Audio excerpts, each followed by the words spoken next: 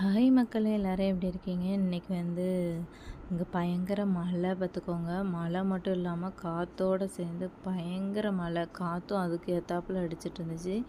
எப்போவுமே நான் இப்படி காற்று பார்க்கல. இதை வீட்டையே தூக்கிட்டு போகிற மாதிரி காற்று. அப்புறம் கதவுல வந்து இந்த மாதிரி டோர், டபுள் டோர் இருக்குல்ல, அதில் வந்து ஃபுல்லாகவே சாரல் பட்டு பட்டு அந்த தண்ணி எல்லாமே வீட்டுக்குள்ளே வந்துட்டு இருந்துச்சு. இந்த மாதிரி எங்கள் வீட்டில் தான் நடந்திருக்கா, இல்லை உங்கள் வீட்டிலலாம் இப்படி இருக்கான்னு எனக்கு சொல்லுங்கள். எவ்வளோ தண்ணி பாருங்கள். இது வந்து அந்த அவ்வளோ காற்று. வழக்கமாக இந்த மாதிரி தண்ணி ரொம்பலாம் வர்றது கொஞ்சமாக வரும். இன்றைக்கி ரொம்ப தண்ணி, அதுவும் டோரெல்லாம் திறந்தா உள்ளே அப்படி சாரல் அடிக்கும். நல்ல மழை. நான் அதை பற்றி கவலைப்படல. ஏன்னா வந்து மழைனாலே நம்மளுக்கு எல்லாத்துக்கும் ஒரு சந்தோஷம் தானே. அப்புறம் வந்து நான் வந்து சாதம் வடிச்சிருந்தேன்.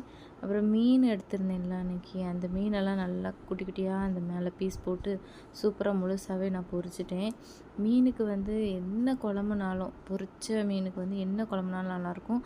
அதுவும் நீங்கள் பருப்பு குழம்பு, சாம்பார், ரசம் அதெல்லாம் சாப்பிடும்போது வேறு லெவல் டேஸ்ட்டாக இருக்கும். மீன் பொரிக்கும் போது இப்படி தான் உங்களுக்கு சைடெலாம் சிந்துமான்னு எனக்கு கமெண்ட் பண்ணுங்கள். நான் எப்போவும் மீன் பொரிச்சிட்டு அந்த இடத்தெல்லாம் ஃபுல்லாகவே துடைப்பேன் மக்களே. ஒரு எண்ணெயாவது உழாமல் இருக்காது. அப்படி எண்ணெய் தெரிச்சிரும் பார்த்துக்கோங்க. அப்புறம் நான் வந்து இன்றைக்கான மத்தியான ரொட்டீனை முடிச்சிட்டேன். நைட்டுக்கு என்னதுன்னு பார்த்தீங்க அப்படின்னா, உருளைக்கிழங்க நல்லா மசிச்சு எடுத்துக்கிட்டேன். அவிய போட்டு ஒரு 3 விசில் விட்டேன். 3 விசிலில் நல்லா இப்படி சாஃப்டாகிரும் பார்த்துக்கோங்க.